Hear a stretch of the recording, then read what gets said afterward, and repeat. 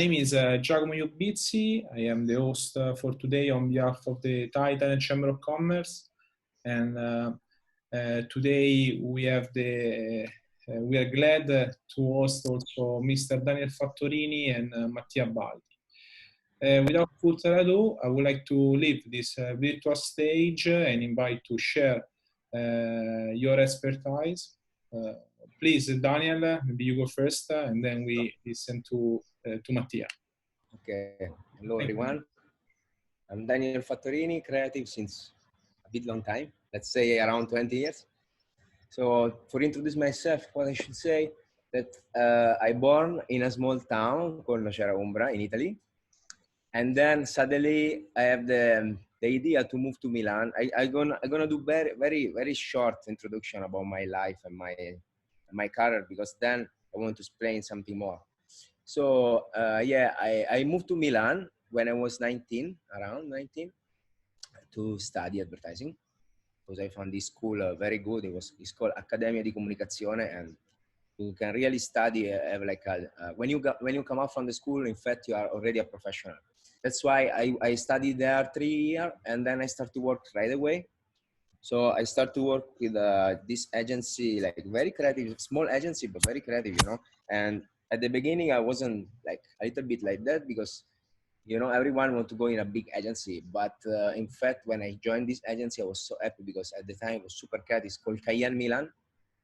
And in this agency, I worked for 4 years. So it's a lifespan about 8 years I spent in Milan.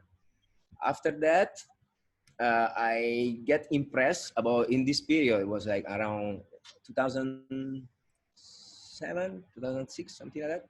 I started to get impressed with the advertising in France. They was doing quite well, I have to say, super well in Europe, and maybe in all over the world. It was like really like shocking the world with their creativity. So since I was very impressed with them, I started to follow some agencies, start to follow some creative, and finally I got the chance to go to reach them, some of those very good creatives in YNR Paris. So I moved in Paris, and I live in Paris for 7 years, working for the same agency. Sometimes people say, why you didn't move?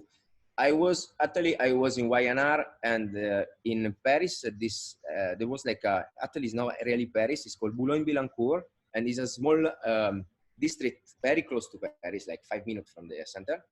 In this district where I was living, there was the best creative agency at the moment. There was TBWA, YNR, Ogilvy, they're all there. So in fact, the whole area was very creative, and even when you go out in the bar, you can meet creatives and stuff and talk.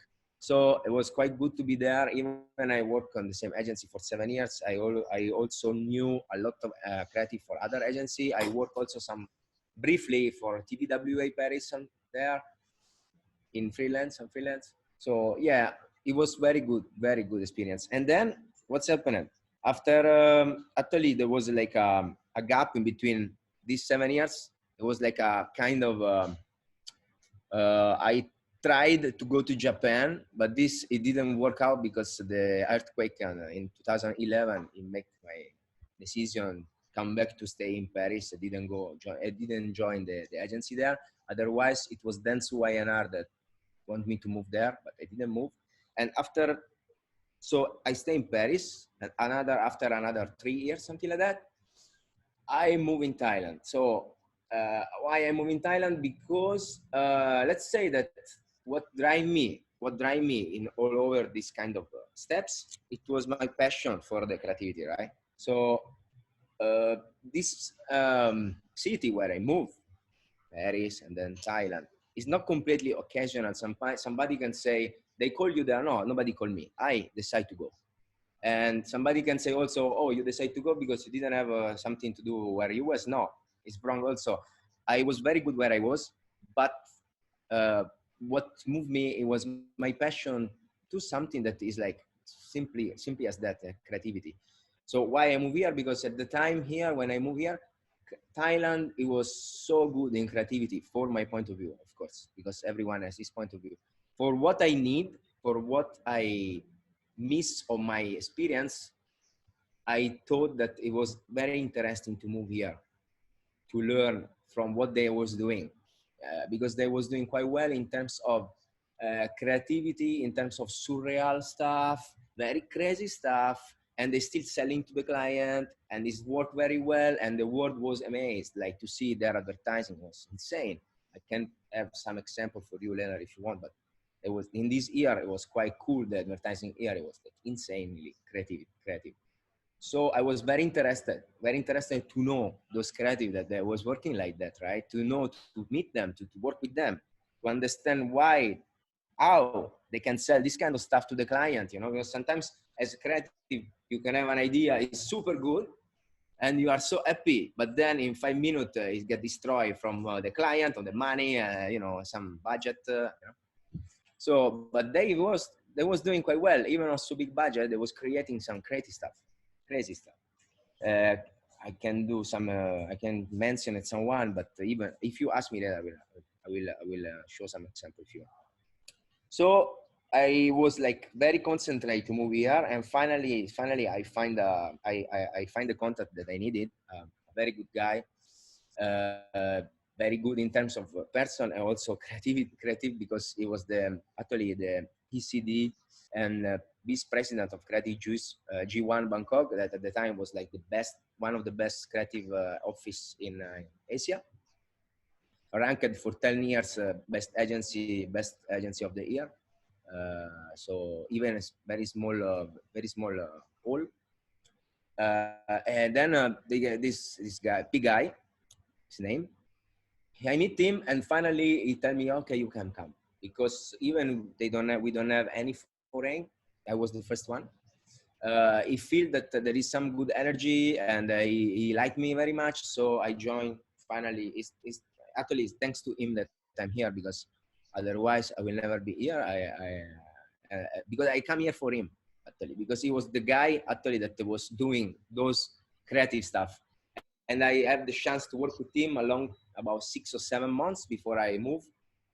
And these 7 months, it changed me a lot, the way I see advertising, the way I work also. Even it was so short, but work very straight contact with him. It helped me a lot to change my point of view of many things. Then, just to make it more shorter, otherwise it's going to be longer. Then I move in publicists. After Creative Juice, TBWA, I move in publicists because they need some help to some account, and I was speaking French also and Italian also at the same time, and this was like what they request. So I worked there in publicists another 1 year and something, like a creative group head. I was teaming like 2 teams with me. And I was working, actually the client they need me the most was Nescafe. So that's why they asked me there. But also I work for other clients, like for example, Airbus, Maggi, also local client like Maggi sauce, but for example, drivers. But the real reason why they called me there actually was to really have a relationship with the client Nescafe and do creative stuff for Nescafe.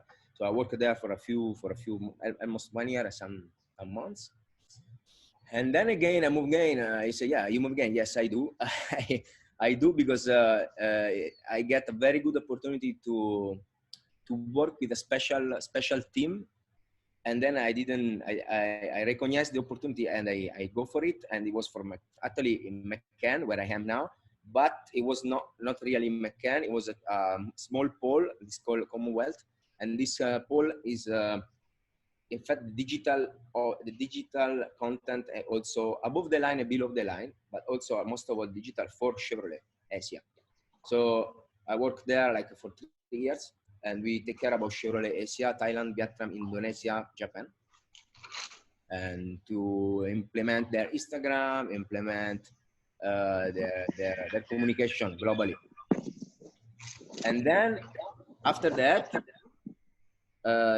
now when I am now, I keep the same office, but I move in McCann. So McCann now, McCann Erickson is maybe you know, is a brand, American worldwide group.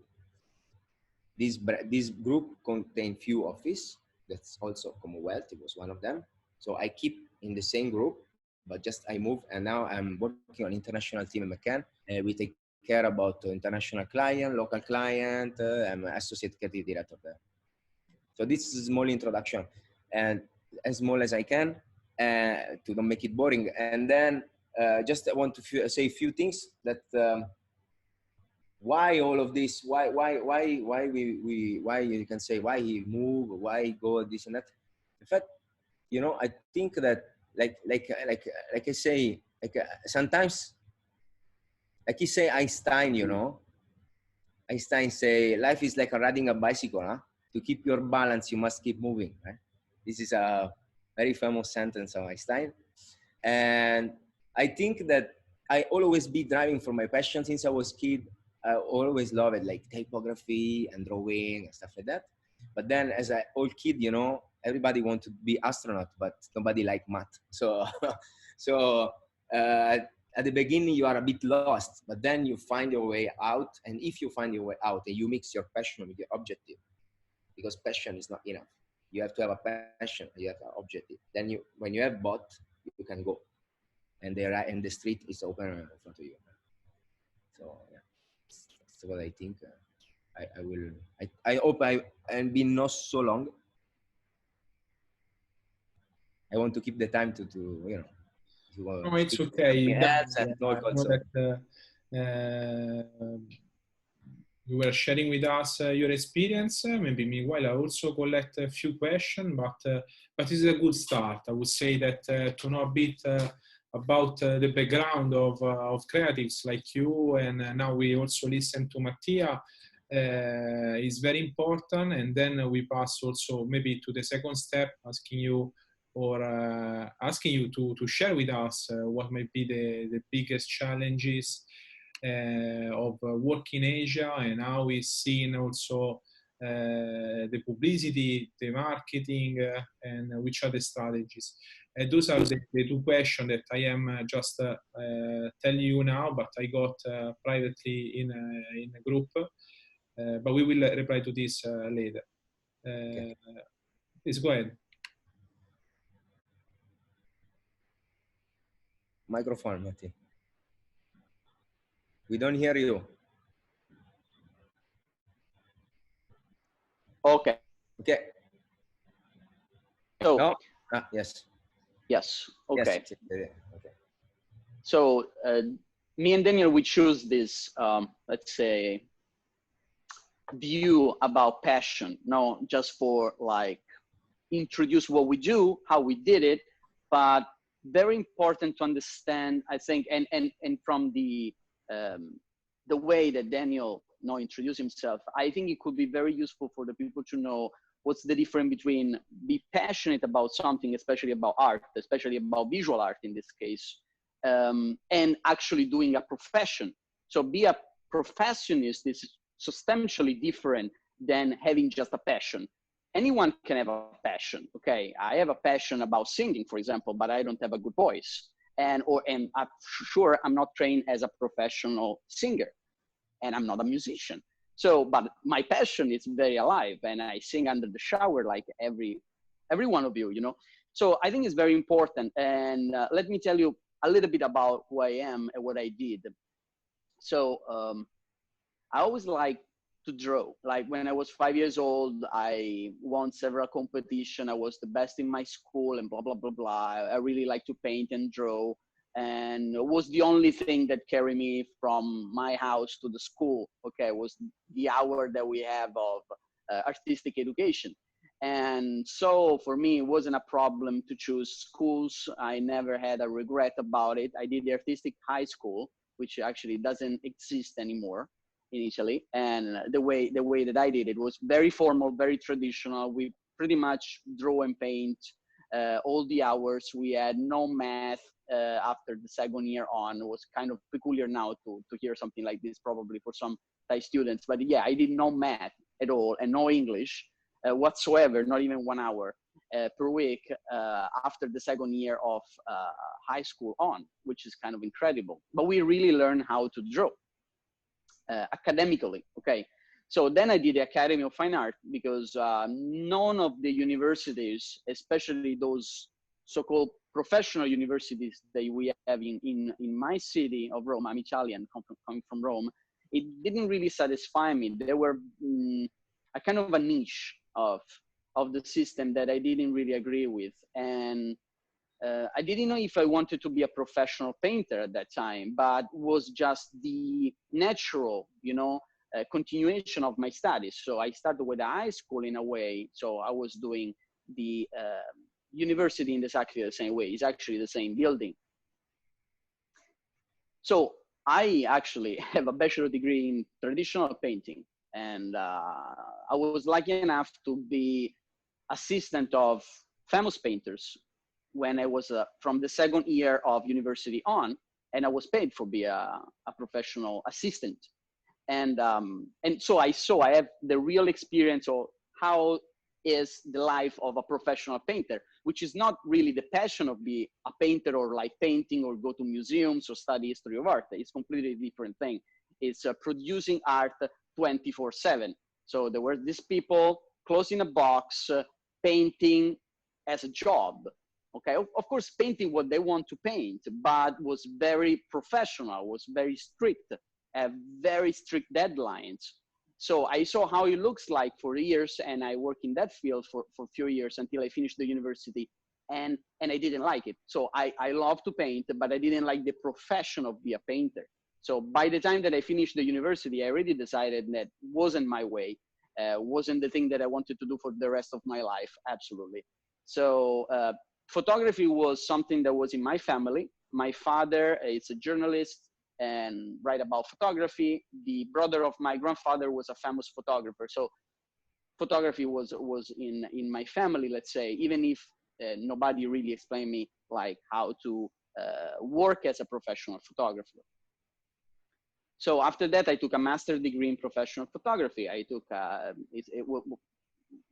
was a master in studio photography, thing that I really wanted to know, and I didn't know anything about. So I won a competition. I didn't have money. It was a very expensive school. Many students always ask me how you did what you did. For example, I just took every information that I had about competitions that give you actual money as a reward, as a winning prize. And I participated to all of them, and one I won. So I got, I don't remember how much it was. It was several thousands of euros. And I took it and I gave it to my master. And after the master, I have a passion about China, same as Daniel. I really knew, there was this idea, was before the Olympic Games. There was this idea that Asia was the next future, and there were very creative things going on. And so I say, okay, let's try and go to Beijing. I really like China. I could speak a few sentences in Chinese because I did martial art since I was a kid. And I don't know, I really like China in general. And so I relocated to Beijing. At the beginning was just, okay, let's say 1 month, then became 8 years. So it was a very long time, and I did many things. Then I worked especially for like fashion brands, and was at the beginning of Taobao. So every day we had many, shots of catalogs. What today we call it lookbook. There was no lookbook at that time, but was exactly the same.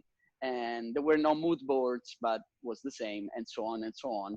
Then in 2013, I decided to come back in Italy because I have a contract for Annie, and that started my career in social media. So as a photo editor and photographer in social media, because Eni is the major petroleum company in Italy. It's the first company of Italy, and it's like the second in the world as a petroleum company. They had this award-winning website, corporate website, and they called me because they wanted to win again, and they knew that I was, like my understanding of photography and video was quite advanced and quite new. I was coming from Beijing, so it was interesting to know what I was thinking about it, what we could improve in that side. And happened that we won that year best corporate website in Europe and then in the world. It's a very large portal. Okay, it's a very large website. I don't remember, like more than 25,000 pages.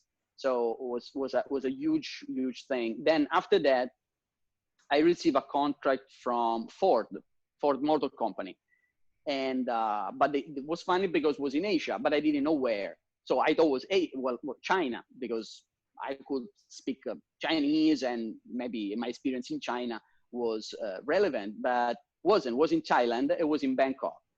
Because Bangkok at that time for social media, this corporate, very corporate, high level, was the center of, they wanted to be the center of the management of social media of all Asia. So we were based out Bangkok. And I managed every market in South Asia plus China. So was not only the Thai market.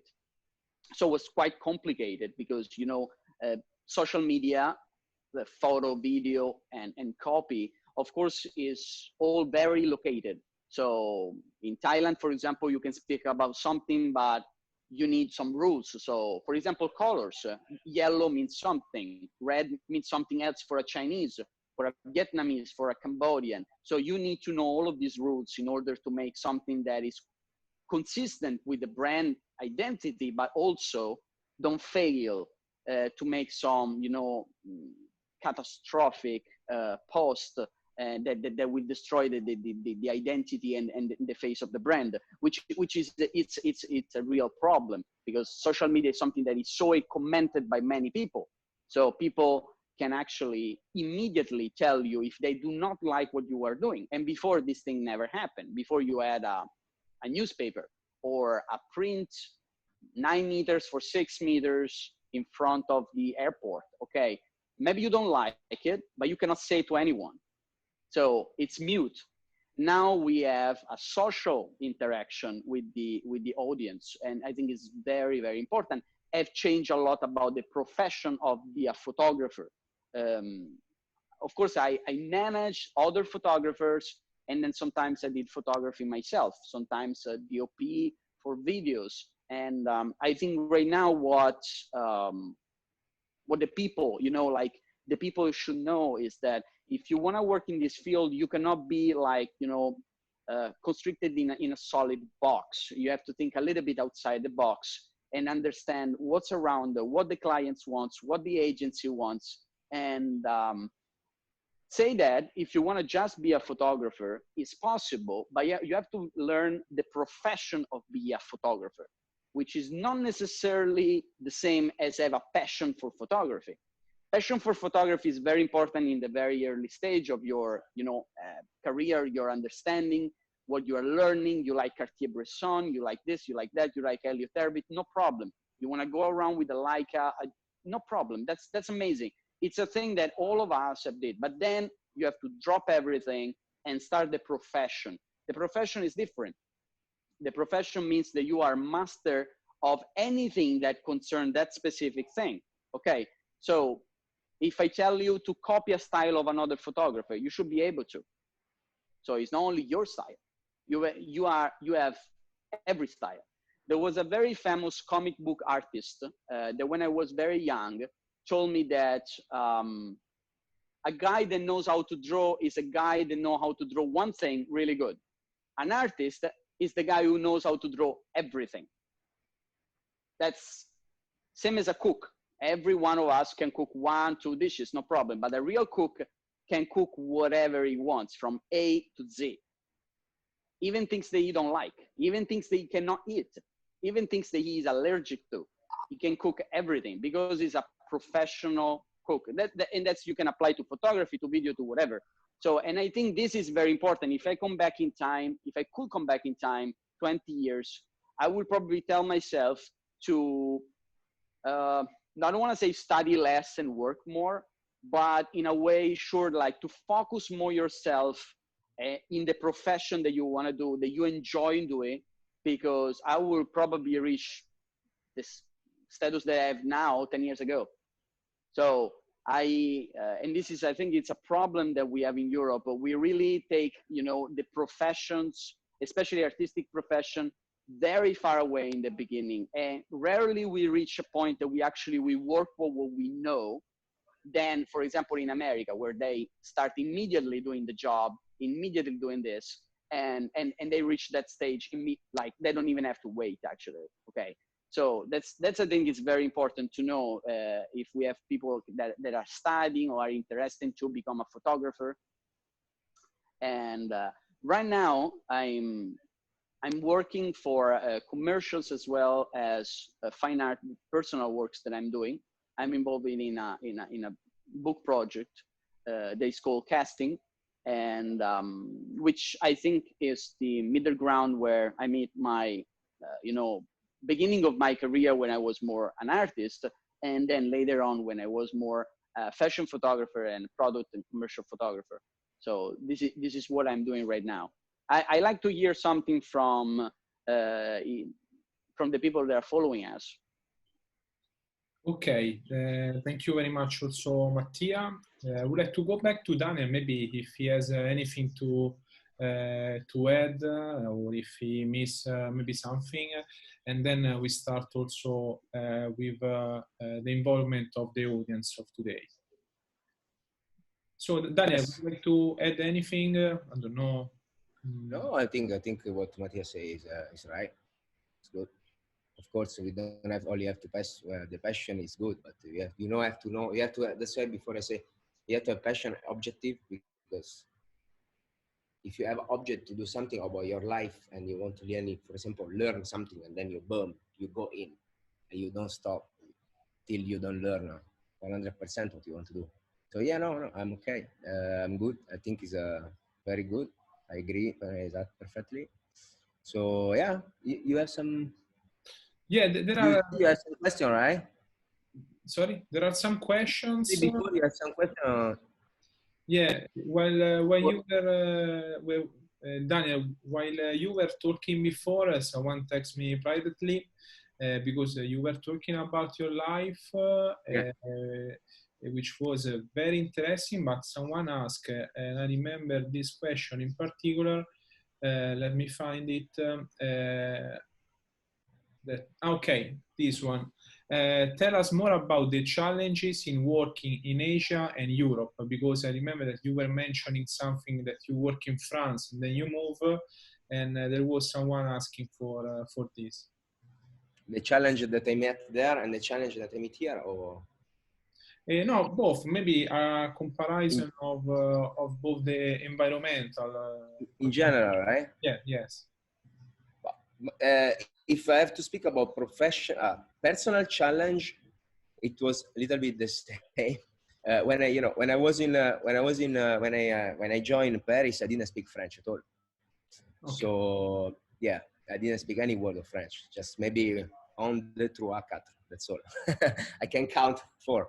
So personal challenge was really like learn French as quick as possible, and to understand the client, to understand everyone, actually understand my team, work with them. That was a big personal challenge. But luckily, Italian French is not as difficult. So it's as similar, right? Latin language. So yeah, this is a very big challenge. The second challenge, of course, personal. Of course, it was like living, right? Because when I moved to Paris, I remember I was just okay. It's happening in 2 nights. So it was like the 31st, 2006. I do New Year's Eve, and the day after, on 1st of January 2007, I was in Paris with 1 bag, and with 39 of fever. I remember this day. I arrived in Paris with a fever, and I don't know no one. I just know my boss that hired me. So yeah, you arrive like that, 25 years. So yeah, personal challenge is quite, it's quite, and you are Italian in the middle of French people and you don't speak French. So yeah, and you are not like a boss, you are like a junior working in advertising. So it's mean you get a lot of, work to do, and you have to be focused, because in a big agency like that, you can't mistake. If you mistake, you out, at this time. So yeah, it was quite hard, but I love it so much. I learned so much. I remember at the beginning when I arrived, even in Italy, I was already art director. Like I work on a lot of projects, like very interesting project, and I was like the first art director of every project.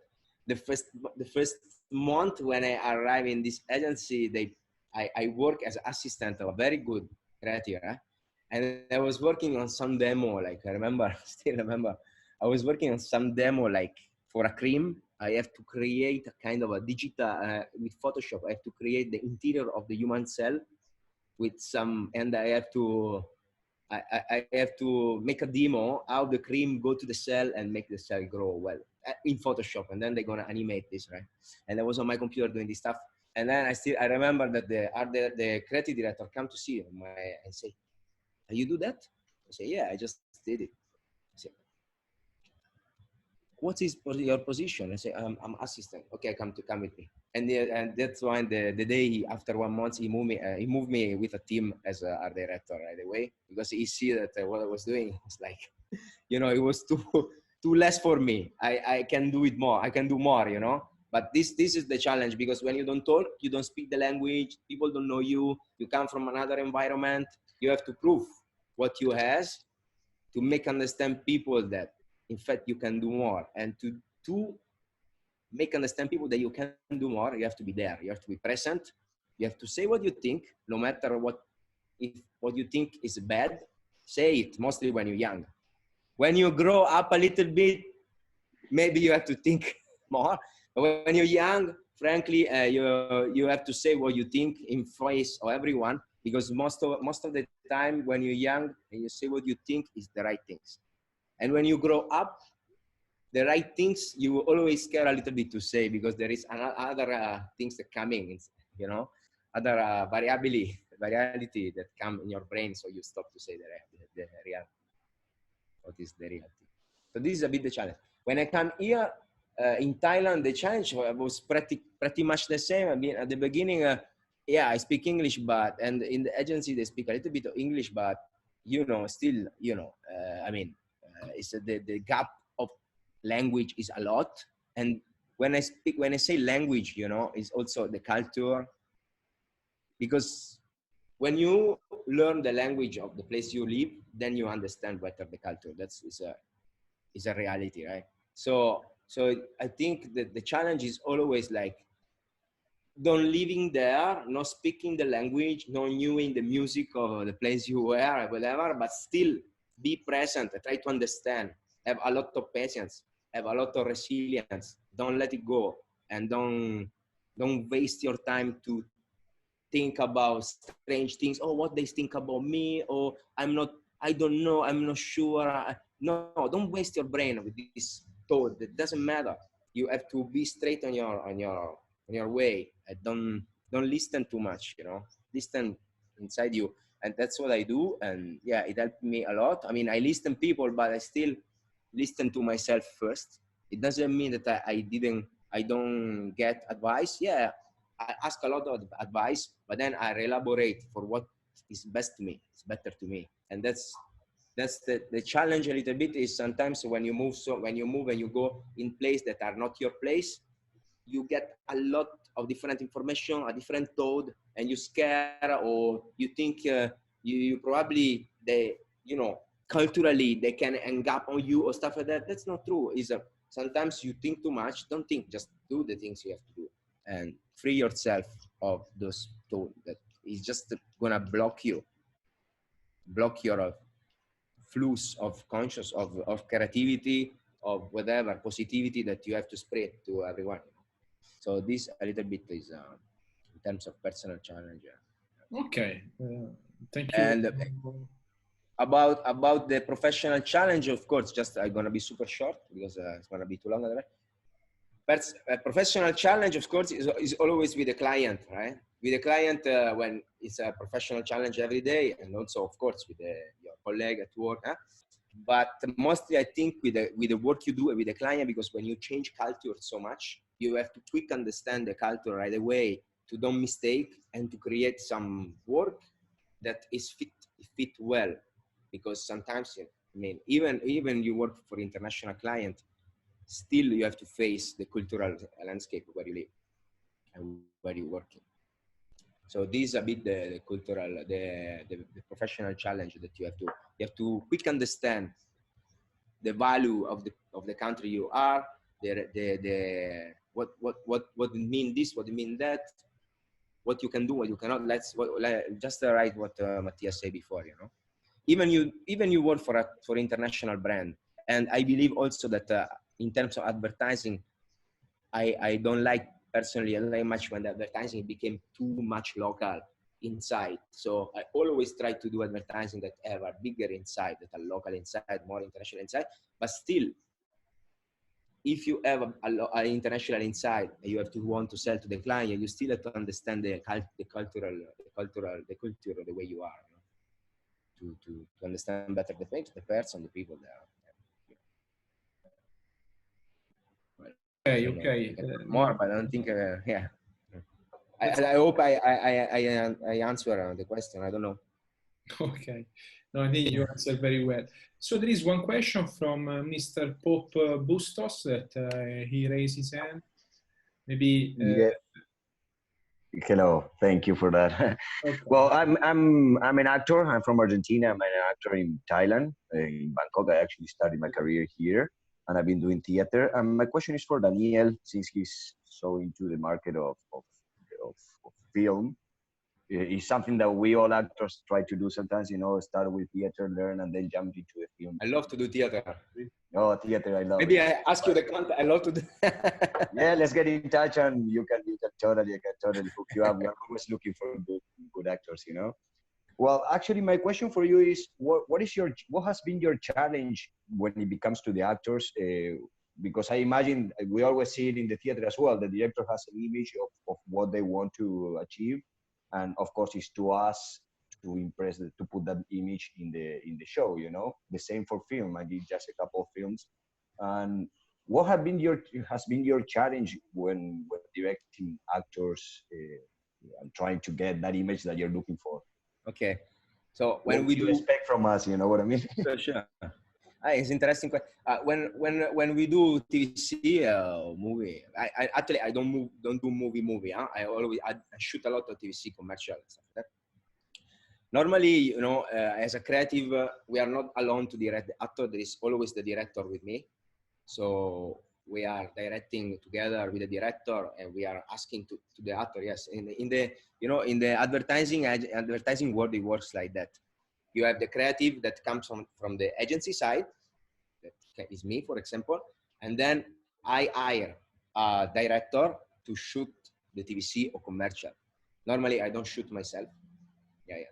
So I hire a director, but is let's say is a collaboration in between the director and the creative, the agency, to create what have to respond to the idea and to the client, right? Because sometimes you can't leave the director alone doing stuff because he doesn't know the client, he doesn't know the idea, because the idea is the idea from the creative, okay?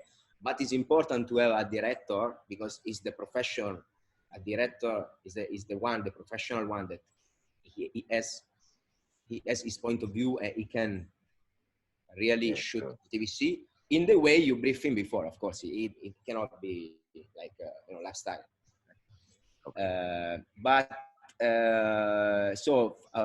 To come back to the question, sometimes it happens that, you know, when you have actor on the shoot, but frankly, it's happened many times to me that I'm sit on the chair and looking, because, you know, the creative have the back, we have the back monitor and we watch from the back. Normally you don't go on and close to the director, speaking to the director, because the director can be annoying, and I understand, because, you know, two creative mind speaking about the same subject normally, you know. So normally we have like the chair with the director and director staff, and then you have the creative with the agency, and normally I sit on my chair and I watch on my monitor while the director watching this camera, right? But sometimes it's happened that, you know, the actor is being briefed from someone, because there is someone really like a professional. They are there for brief the actor, right, together with the director. But it happens sometimes that it doesn't get the way you want, you know. And sometimes even the client asks, say, it's not the way. So it's happened me many times just to stand up and go there and say, you have to do like that. And I find myself acting like like a stupid. I remember like just a few time ago, we was shooting something in Bangkok, and we were shooting a guy on a surfboard. Yeah. And it was like the surfboard was all in the studio. Huh? So it was the surfboard. It was already leveled like that. And the guy with no shoes He was on the surfboard like that. He cannot stand well. He fall the model. He fall like that. Everybody doesn't get the right position. I was not happy. The client was not happy. So I say, fuck. I say, okay, leave it. I take it out my shoes. I go there. I stand on the surfboard. I say, and they take a cable like that. Yeah, you know, you have to do like that. I was there with the wind like that. And then it's happen every time that when you do something like that, then the photographer shoot at you. Yeah. At the end of the shooting, you got your in the picture. You got your picture also that you were like stupid on the doing try to act like actor, but you are not. So yeah, just to answer quick. Yeah, normally I show what I want. I try to. Well, if it helps a little bit, like the feedback from the actor side, that helps a lot because sometimes it's so difficult for us to understand what the director is looking. Sometimes you say, okay, imagine you are here. You are, for example, in this case, you are on the set. You are on the sea. There is wind. You have to catch the waves or stuff like that. You explain a bit to the story, and then you show the movement, because at the end of the day, even you are not actor, you do a layout of what the good movement will be, but the actor then is good better than you. It's always happened that once I show, then the actor or the model, they do very well, and it's a starting point for us. Then we need to use our creativity. But yeah, and I remember this, for example, these specific things. I just want to quick. I learned from my creative director in Paris, and she was so cute because she was an old woman, not so tall, and very tough, very like, she can get angry very quick if something is not good for her. She was quite, good, and at the same time very, and she was the one. I was working with her every time when we shoot TVC for a lot of brands, like a lot of Danone brands. It was crazy, and she was the one, like, if the actor doesn't do good, she go on the set, stop everyone, and you see this old woman, like, you have to do like that, and everyone stopped to see her, and okay, so I was like, wow, okay, so it's probably this the way it works, and then yeah, frankly, I do it every time, and it works quite well, and you save time, because instead to be there and say, oh, that's not good, you have to do it again. Oh, that's not good. No, that's not good. You have to do it again. And you spend 1 hour doing that's not good, but then show it. So it's quick, That's cool. Thank you. I'm asking you because it's interesting, a different opinion. We usually get all those kind of opinions from American movies, which they have a totally different process for everything. And usually for them, being professional is not jumping to other spaces, which for us, for actors, is much better if you come and tell us, like, I want it like this. And from there, I use my creativity and my own skills, but at least it's much better. So thank you. That's really, it's not really super useful, man. Professional to jumping like that, but it helps.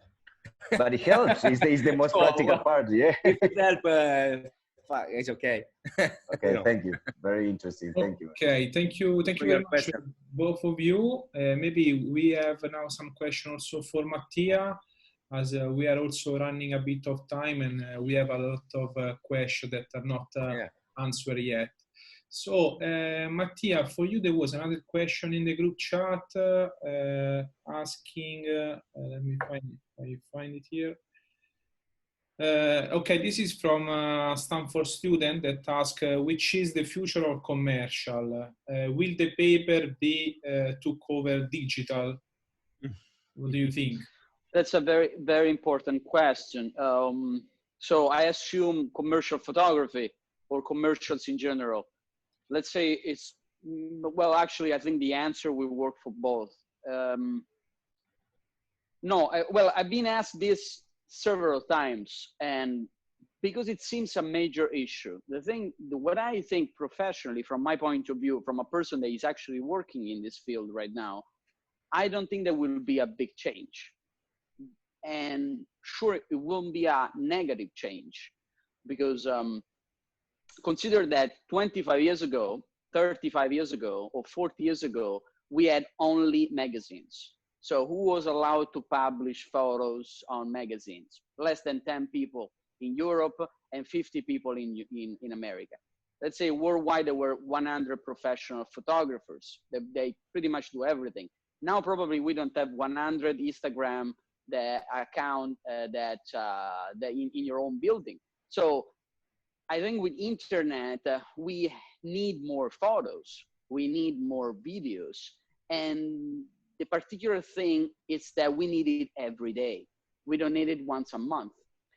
What I see in the commercials, they are social media commercials. So let's say social media advertising is that have a huge impact today for today. So let's say that there is a place, there is a brand that have a physical venue, they need to advertise an event, need to advertise a discount, need to advertise a new product. So once you will probably work one time per season. So until the product is changed, they don't need a new photo, new video. So for example, for car brands, until that car is sold, okay, the production it's on of that kind of model of a car, they don't need other photos from you. So you technically you work once a year. So you have to work for many. But right now, it's very specific. So let's say that they need something for this week that will have an impact for next week. And then next week, whatever you did 2 weeks ago have no value. You have to do it again. And this is huge for us. So it's true that the budgets are 1/10 of before, because of course, if you need something that is once a year, the budget is huge. If you need something once a week or once a day, of course, the budget is reduced and the amount of work is more. But it's true that they do need you because they cannot reuse the photos and the videos you did a year ago, first of all, which is very important. Second, you work very often. Third, and is absolutely very important in my opinion, is not require the same level of attention. So one thing is that you do a campaign once a year, it must be perfect. So there are lots of people that surround you, creative directors, art directors, creatives in general, the graphic designer, the one this, the other, the one that, they make you reshoot 100 times. Right now with social media, very, very hardly that this will happen. Why? Because they use it for a week, for a couple of weeks, they change.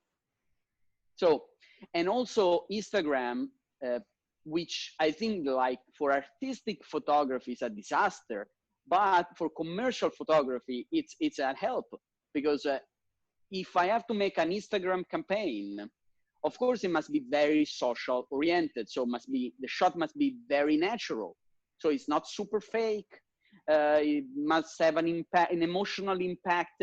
It's something that is seen in 1 second when you are going, up and down with your phone. It's not something that you flip the page and maybe you take 2 or 3 minutes to look at it. Okay, so it must be something super fast that get your attention, that pop, and that have that kind of emotional impact that you don't need in print advertising, not as much at least. I think it's good because as a professional, commercially speaking, and let's speak here just commercially, okay, put aside the fine art and artistic view that you can have of photography and video. That's completely different. So commercially, you need to work more often. You have the possibility to experimenting more things, crazy things. Now there is TikTok, there is this, there is that. So you can create whatever you want. It's fantastic for a creative mind. Otherwise, it will be actually, 35 years ago, shooting only bananas and Coca-Cola can was very boring. So, I mean, the work of a professional photographer, don't look at the artist, don't look at Cartier-Bresson, okay? Professional photographer that have to shoot Coca-Cola can, car tire, and interiors of hotels was extremely boring. Extremely, because you don't have to create anything. You have to just execute a series of, a pack of knowledge, like a box of things that you have to just execute it once, twice, three, every time you need it. You don't need anything from you. Now, very often from the brands, the people, like the creatives are asking me, okay, what we can do in more? Maybe it's a car advertising, maybe we can put a dancer on the top of the car.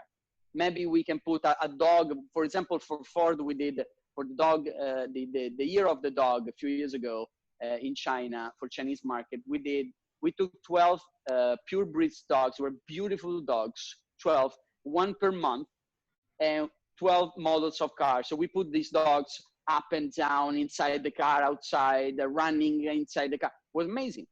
That wouldn't be possible 50 years ago because the dog is not supposed to be in the car. Many other things, you know what I mean? So there is it's better. Like I think the future for commercial photography and video, it's brighter than before. It's less close. It's more open to new ideas and cross-pollination of different things, music, singing. You can do whatever. You look at TikTok, look at all of these apps that are happening right now. You need to keep up.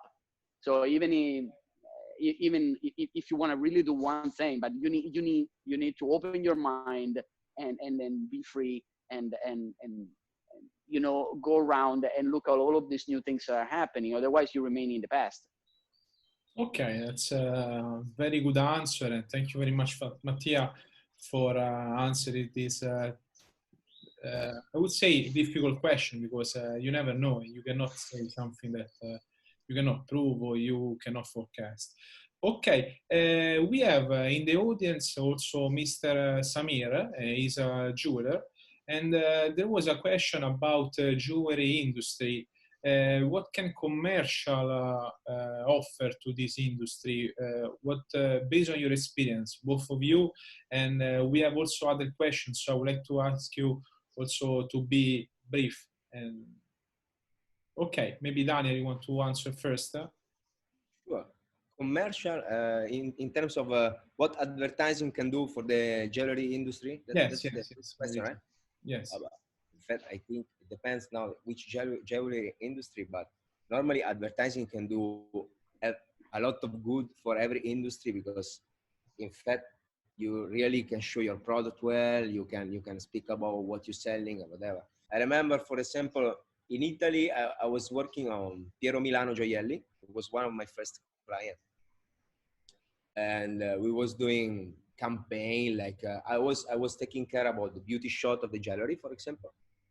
So with a photographer, at the time we have like a very good machine, one of the best in Milan, I remember, and there was only this studio that can shoot in close up, very close up of the jewelry, to catch the light inside the gems and stuff. But for this, you know, you need a very good equipment, and you also, when you say the question is what advertising can do, I think it can deliver a message that probably not only a picture can deliver. That advertising, what you do, it deliver a message to you. Like, for example, I don't know if you see, you can see around like some example.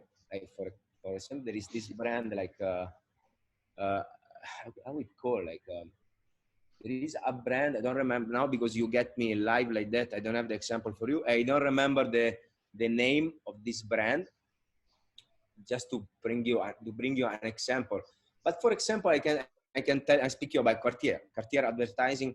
That is one, it can be an example. I remember this beautiful TICC where the leopard of Cartier come out from the jewelry. I don't know if you guys you see one time. It's a bit old, like maybe 5 or 6 years ago. We see in Paris this leopard made it in 3D that come out from the jewelry. Leopard is the logo Cartier, and go around in the city and working, and everything is crystal, and you know, you're telling a story and you make alive the logo, and you show the product. In this commercial, actually, they show the product quite well. They find a way to show very close up, near to the gems, and you know, this is a kind what advertising can do. Let's say that it can show your product not for free, but with a message behind. So people then don't get just, okay, this is the jewelry, or this is the ring, oh, this is the, yeah, is this, but I'm telling you a story behind that make you want to buy it, you know? I can jump in this discussion a bit, because it could be good also for the other question. So what I think is that product photography, okay, have not a long life left, because there is 3D.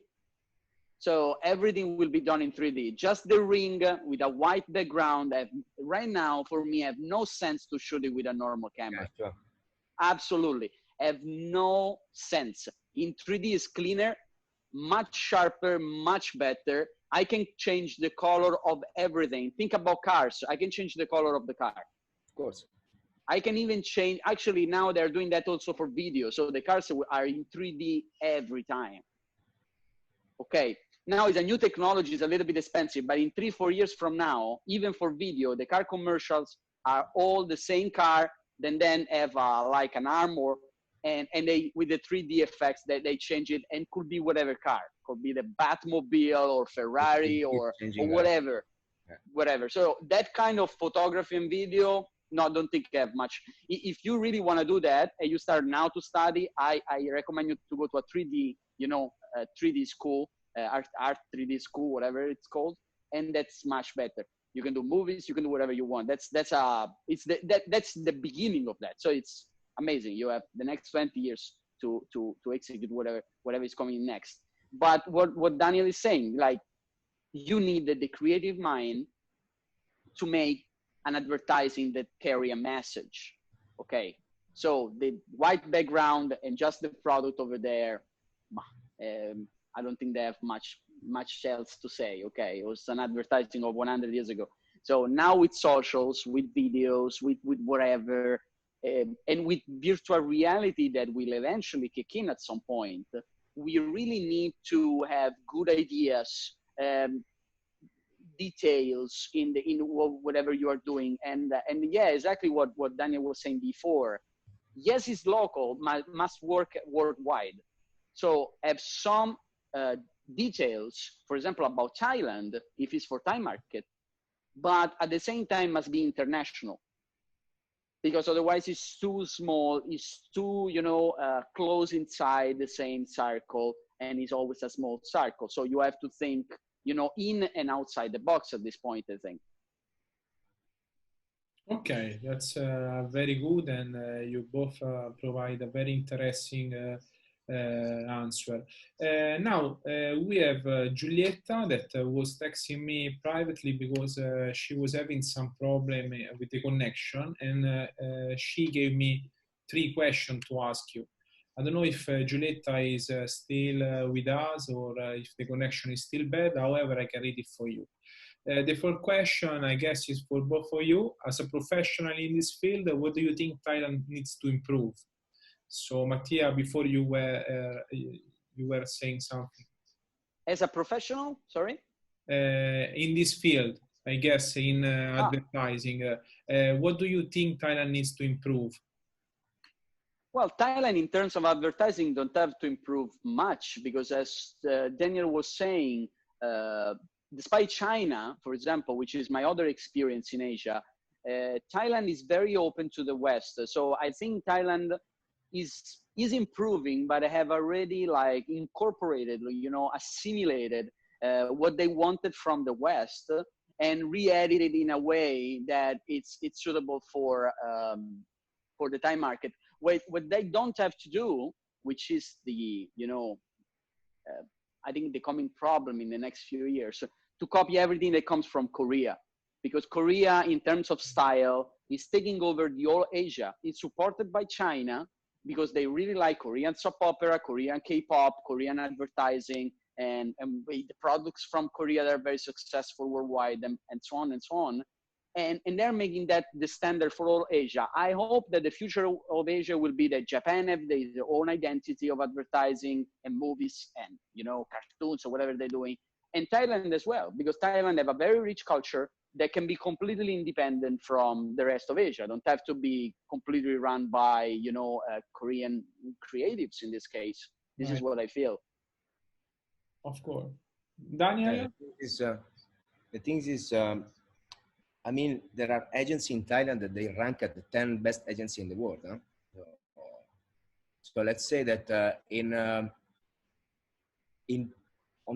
problem is a bit more on the mass product, the big brand, the mass product, I think. But in terms of creativity, they don't have to improve much. They already have so much creative here, and they are so good. So I don't think that in terms of creativity they have to improve. I don't think also that Thailand have a very specific kind of creativity, and it's good to keep it like that, because what bring me here, I love the way they think and they create ideas. Then, yeah, there is something that I don't like much, and I want to say, because I think that it doesn't matter. I'll say, I think that the one thing that is should stop a little bit is to use too much testimonial, and always the same testimonial, because this is destroy completely the big mass advertising.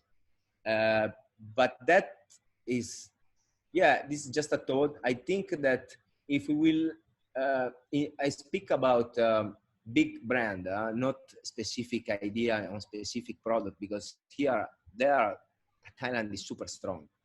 But sometimes big brand, they work a lot with a lot of testimonial, and sometimes it's good for big campaign, but sometimes it will be nice to improve better without, because when you don't have a testimonial, your ideas sometimes rich, have more flavor. You can play more, and this is something that Thailand they doing a lot. And it happens sometimes. I talk about with some client, and they know. I talk with someone in the business, and they know, and they say, I remember one client of mine that I don't want to say the name, but they tell me to me like, what about if we do it without the testimonial? You know, so they tried. I think there is something like a little bit of thinking of this, but it's not yet there.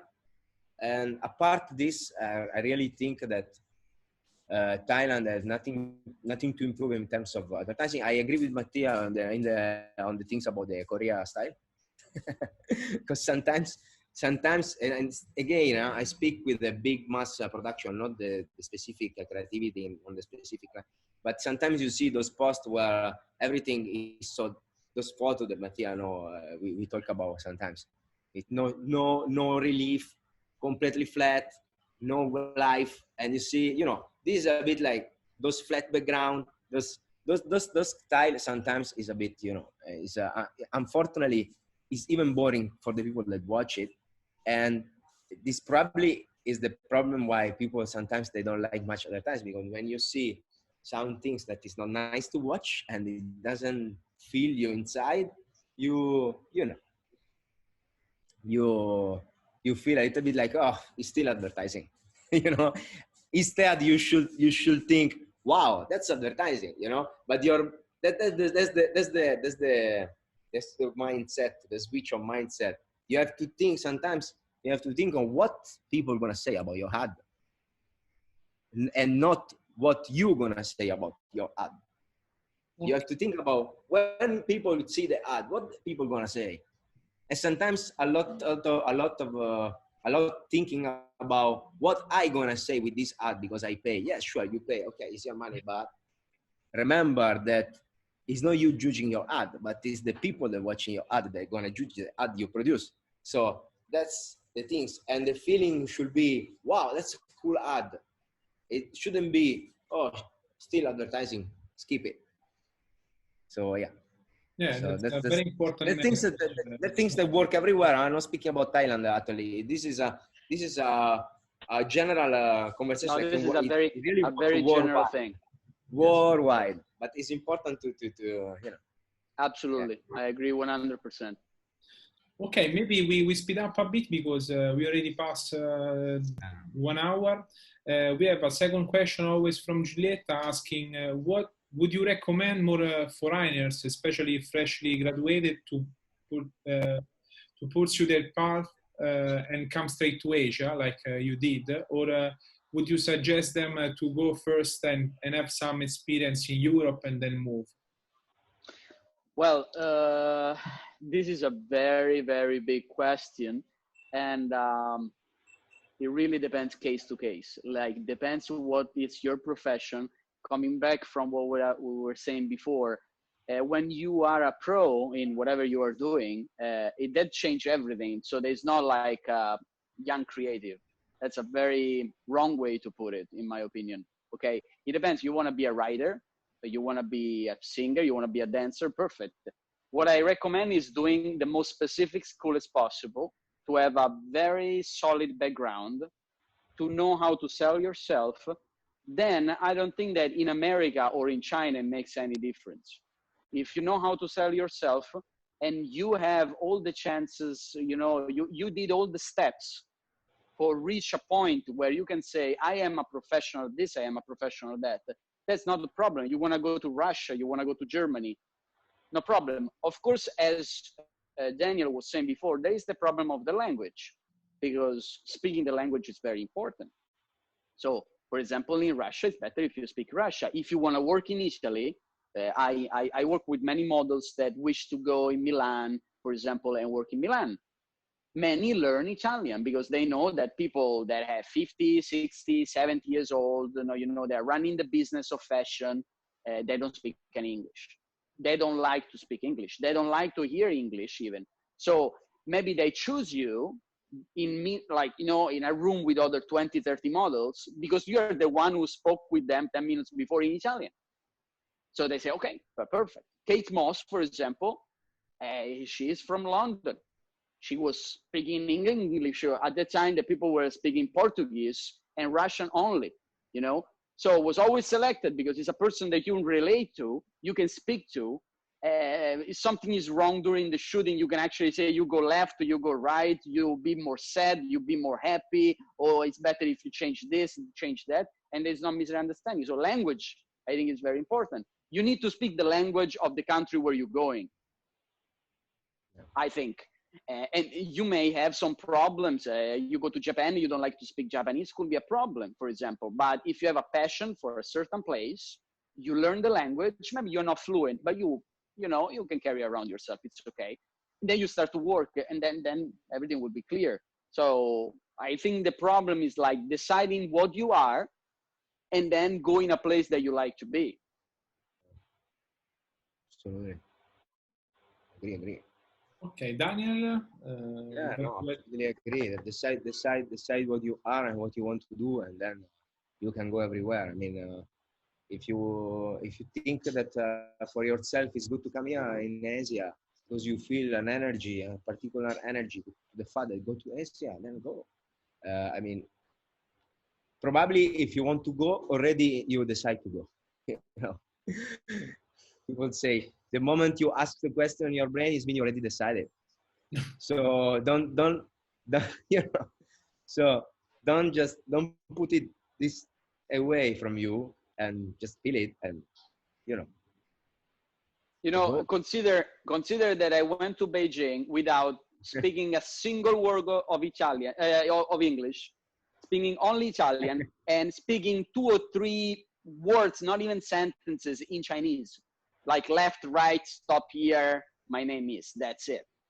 So I knew no one, and how I did it. But I have a strong passion in learning what China was all about. So it doesn't really matter, what I did, when I did it. My passion was like learning Chinese culture, understand the agency, understand everything. So, and that is what wake up in me in the morning at that time, so. But I understand that some people maybe are in some places because they haven't decided themselves, because someone else decided. The family, the friends, or maybe just the chances. Maybe you get a job in France or in England, and then you go there and you don't like England. Okay, you have to understand that and take your choices carefully. Okay, that's good. Maybe we pass to another question, and then the last one from Michele to conclude. There is another question. Okay, I forgot one from Julia. So we have 3 questions. The third one is, do you think that beside Thailand, would you recommend countries like Vietnam, Singapore, etc.? If yes, what and why? I think related to I think both me and Daniel, we have worked in Vietnam. I personally was based in Singapore for 6-7 months. I worked for a Pixels commercial studio. So I lived in Singapore for half a year. And again, it's the same principle as what we say in the last question. You need to understand that you are in another place. They have different roots. There are different people, and they speak a different language that you must like and learn, and then you can go. I don't think there is like a convenience because, for example, Singapore have high budget, but the life it costs you pretty much everything that you have. So I have many friends that telling me, oh, I got a job in Singapore. They give me $10,000. They give me $20,000. Yes, but the life is so expensive that $20,000 is pretty much like $2,000 in America. So you have to compare and understand how you know. You can do researches on the internet to ask people and so on. It's better to get prepared before you move to a place.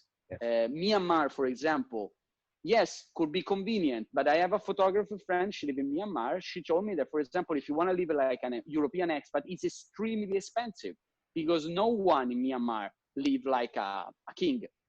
So if it's only you, the things for you are actually very expensive.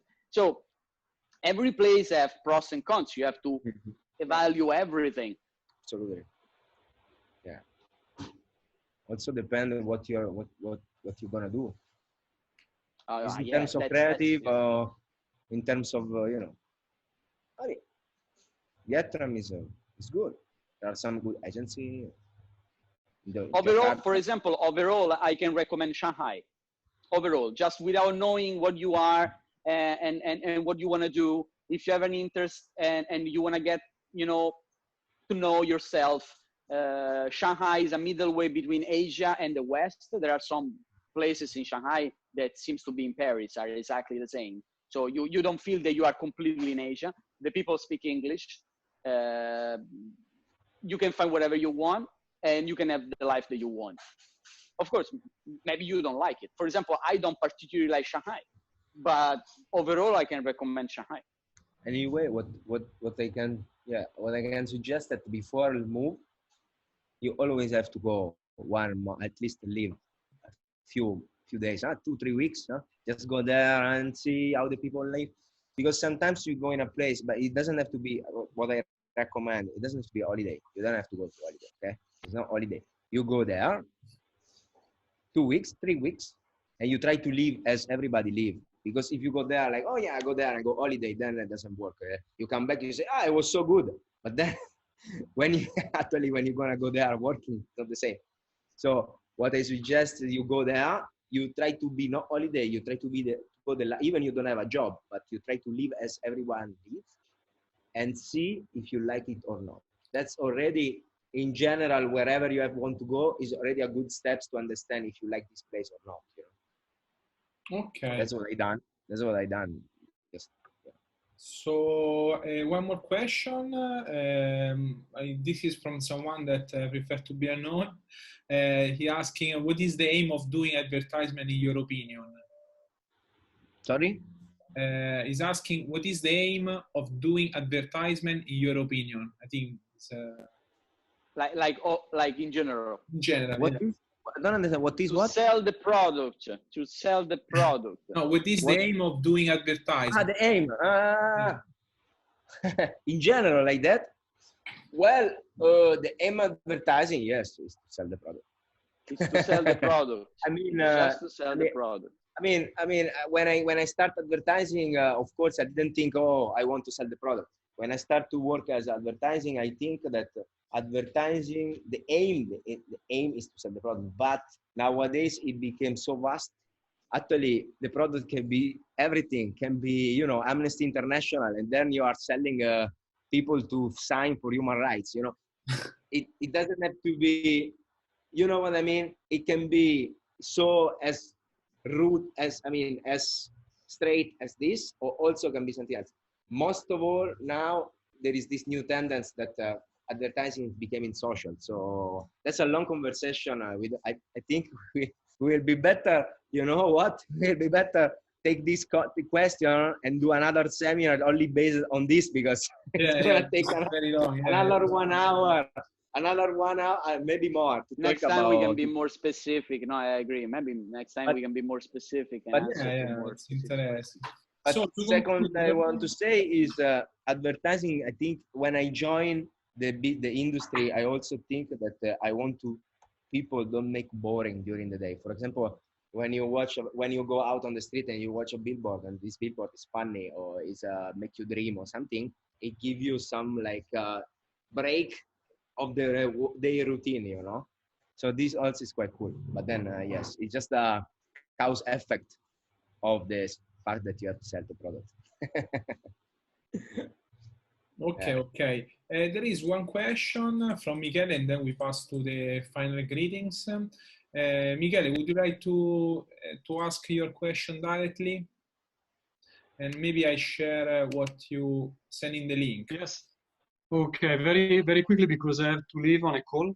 So thank you, first of all, to Mattia and Daniel. Something more technical I would like to ask. So we saw on the web, on magazine, several tools that photographers and let's say promoter in a technical way of new advertisement and etc.